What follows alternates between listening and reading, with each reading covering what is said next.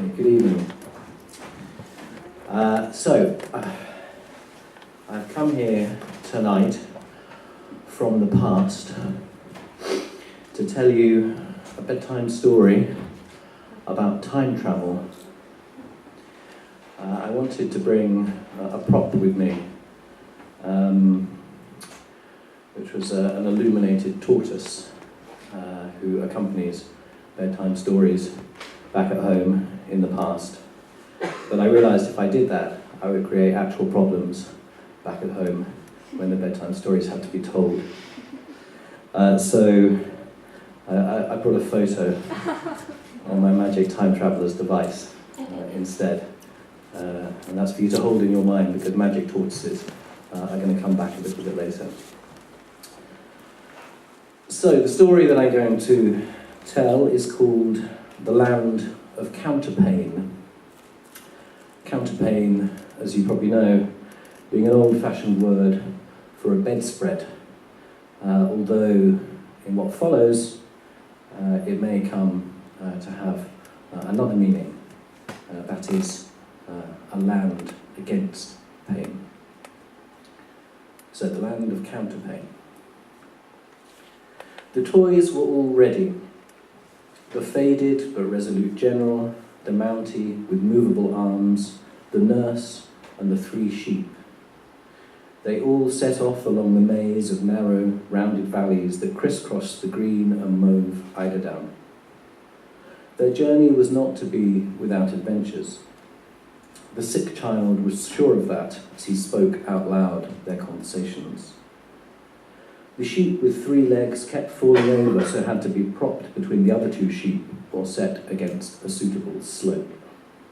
The path was like those that wind from the crest of the downs south to the sea, bare hills and small copses set deep in the combes. They bravely struggled on. They would fulfill their vague and continually changing mission and then return home. When dusk overtook them, they started to make camp. They soon fell asleep around the campfire, but were suddenly awakened by a giant hand that descended from the sky. Though plucked from their world, they soon settled into their new home, a box on the bedside table. The curtains were drawn, and the child was soon asleep. In the next door house, the child's 2 friends were also asleep. The boy, who is king of the birds, can understand everything they say, lies curled up, clutching his blue blanket. The girl, who is queen of the insects, sprawls in her bed, her arms and legs thrown out, fearless. One of their parents enters the bedroom and stands watching them as they sleep. It's as though he's trying to make time stand still, to somehow fix forever this scene in his memory. As tenuous as trying to engrave the colours of the sky in one's mind. The silver and gold over the sea, seen late afternoon, looking from the Roman steps west across to Bardsea. Moments that go beyond joy or tenderness into some other land that's beyond any words. I was a giant, great and still, that sits upon the pillow hill, and sees before him, dale and plain, the pleasant land of counterpane.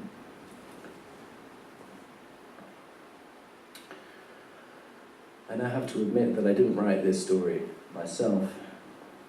It's a prose poem by the English poet Lee Harwood, who lived for most of his life in Brighton, and died in 2015.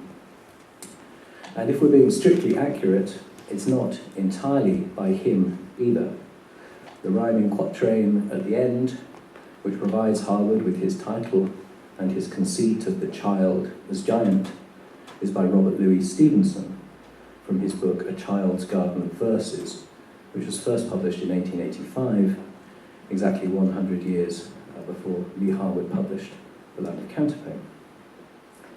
Stevenson's poem, in other words, takes on a new life a century later as part of Harwood's poem.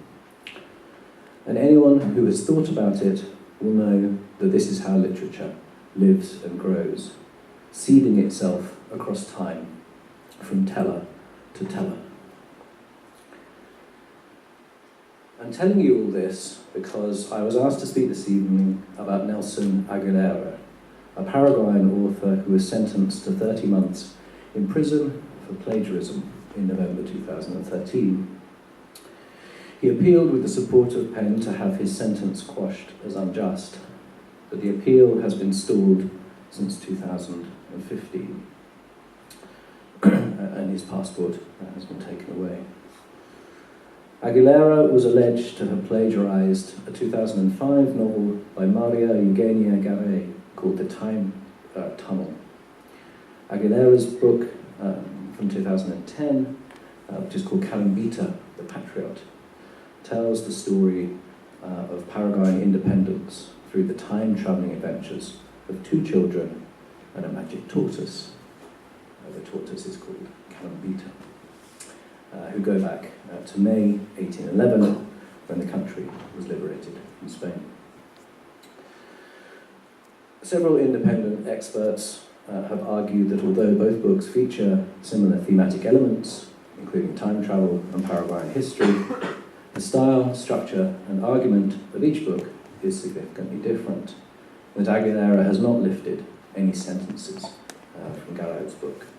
One of the supposed similarities that she has pointed to as evidence of plagiarism is the phrase, "How cold."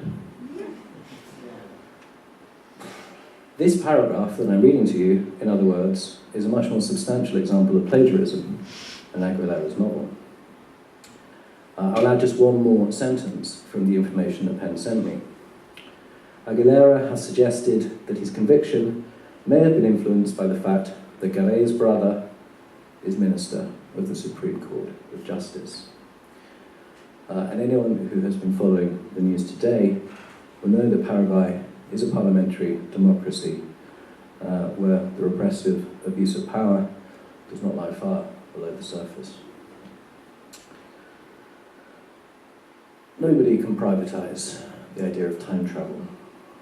History is not intellectual property.